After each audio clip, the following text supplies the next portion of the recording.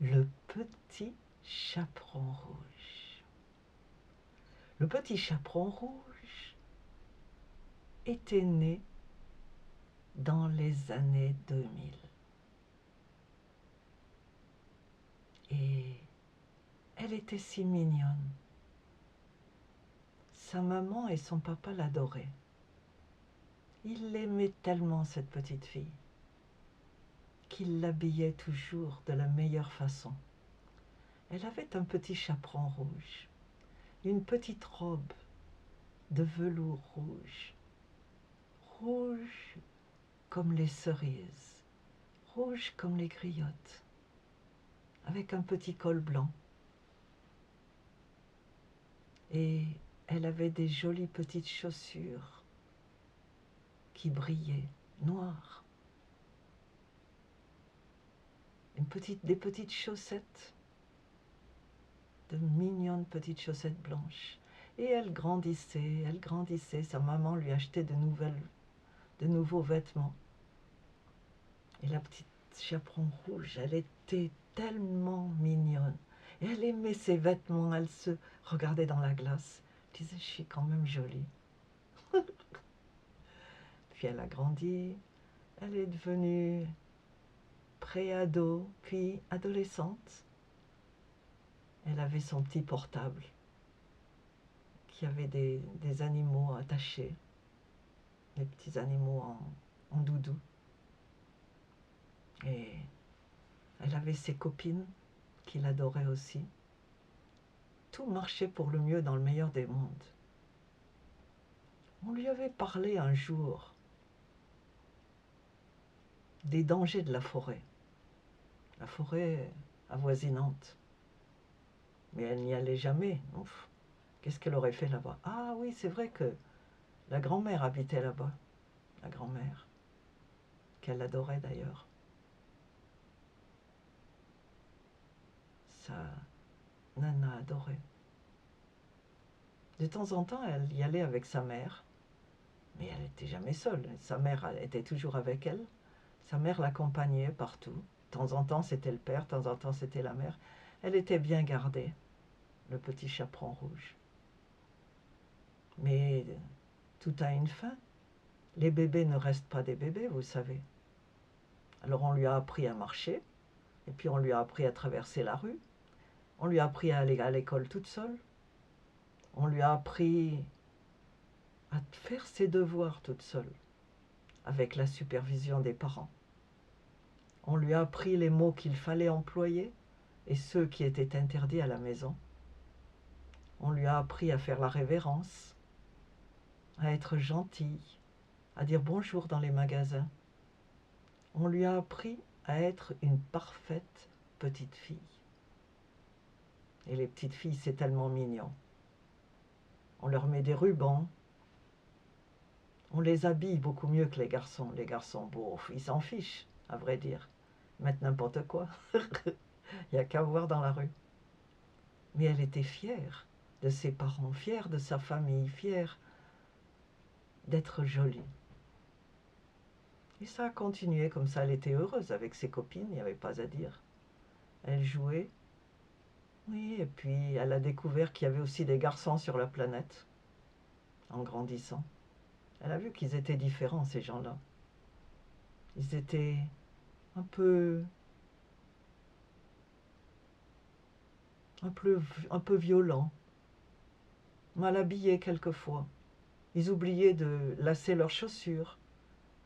Leurs chemises se détachaient de leurs shorts quand ils rentraient de l'école. Ils faisaient du bruit. Ils étaient sales quelquefois. Mais bon, ils étaient aussi là pour vous protéger quand un autre garçon vous menaçait de vous lancer la balle en pleine figure. Et puis un jour, sa mère était très occupée et elle devait apporter un pot de beurre et une, une galette et un pot de confiture chez la grand-mère. Mais vraiment, elle n'avait pas le temps ce jour-là. Alors elle a appelé le petit chaperon rouge. Chouchou, tu viens? J'ai besoin de que tu m'aides là. est-ce que tu pourrais apporter cette galette, ce pot de beurre et ce pot de confiture, euh, le pot de confiture de framboise chez la grand-mère? Mais maman, je ne suis jamais allée en forêt toute seule. Oh, on y est allées toutes les deux, tu connais le chemin? Oui. Elle n'était pas vraiment rassurée, le petit chaperon rouge, mais sa mère insistait. Et puis elle aimait la grand-mère, elle voulait lui faire plaisir. Alors, elle a pris le petit panier en osier où sa mère avait mis le beurre, la confiture, la galette, et elle est partie en sautillant vers la forêt. Il faisait beau, c'était le printemps. Elle est arrivée à l'orée de la forêt, c'était un peu sombre là-bas. Mais bon, la grand-mère n'habitait qu'à 1 kilomètre. Ça irait.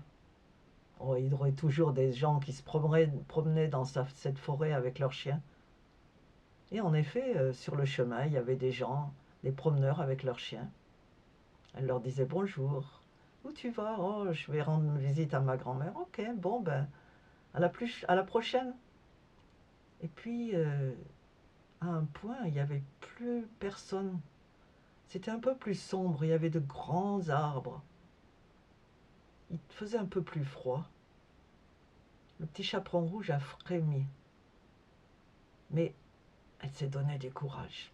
On va chez la grand-mère. Alors elle a marché, marché, marché, puis à un point, elle a vu quelqu'un qu'elle ne connaissait pas. Il n'était pas du village. Et il a commencé à lui faire la causette. Alors la fille, tu vas où? Monsieur, je ne connais pas les étrangers, je ne leur parle pas. Mais est-ce que je vais te manger? Hein?